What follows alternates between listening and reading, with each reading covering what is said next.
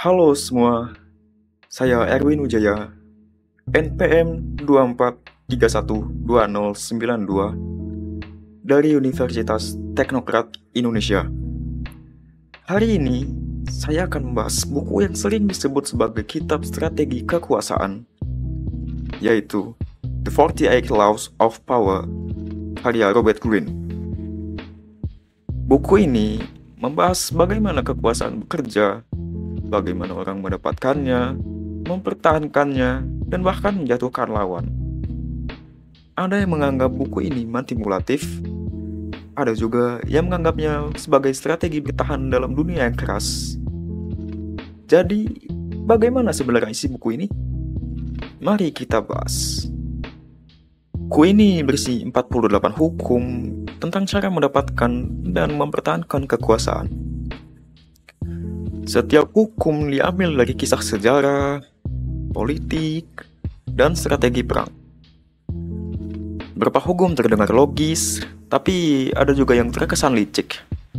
Nah, saya akan membahas beberapa hukum paling menarik dari buku ini. Yang pertama, jangan pernah mengalahkan guru sepenuhnya. Jangan pernah membuat atasan atau orang yang lebih berkuasa merasa terancam oleh kehebatanmu. Kalau kamu lebih pintar, lebih berbakat, atau lebih cepat belajar, jangan tunjukkan semuanya. Biarkan mereka merasa superior agar kamu tidak menjadi target. Sebagai contoh, di tempat kerja, kalau kamu menemukan cara lebih efisien untuk menyelesaikan tugas, jangan langsung mengatakan bosmu salah. Sebaliknya, ajukan idemu dengan cara yang membuat dia merasa tetap berperan dalam keputusan tersebut.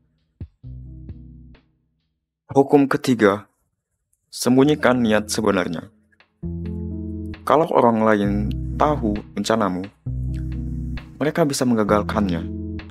Jangan terlalu terbuka tentang tujuanmu. Buat orang lebih menebak-nebak sehingga kamu memiliki keuntungan.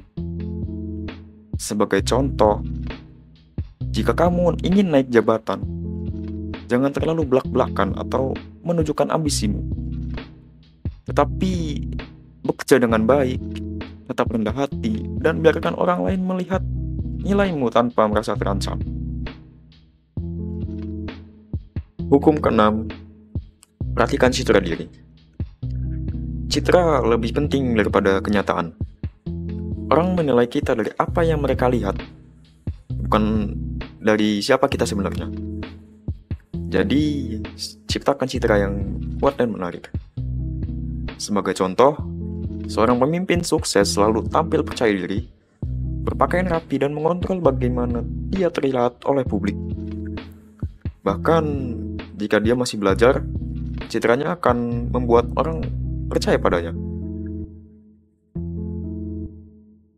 Hukum ke-15, hancurkan musuh secara total. Jangan biarkan musuhmu punya kesempatan untuk bangkit kembali. Jika ada orang yang berusaha menjatuhkanmu, pastikan mereka tidak bisa mengancammu lagi di masa depan.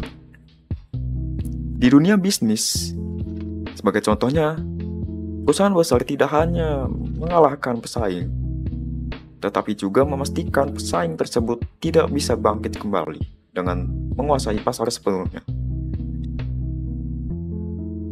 Hukum ke-46, jangan terlihat terlalu sempurna. Kesempurnaan bisa jadi musuhmu. Jika kamu terlalu sempurna, orang lain akan iri dan berusaha menjatuhkanmu. Terkadang, menunjukkan sedikit kelemahan bisa membuatmu lebih diterima. Sebagai contohnya, di lingkungan kerja atau pergaulan, orang yang terlihat sempurna seringkali dijauhi atau dibenci. Tetapi, kalau dia sesekali menunjukkan sisi manusiawinya, orang lain akan lebih nyaman dengannya.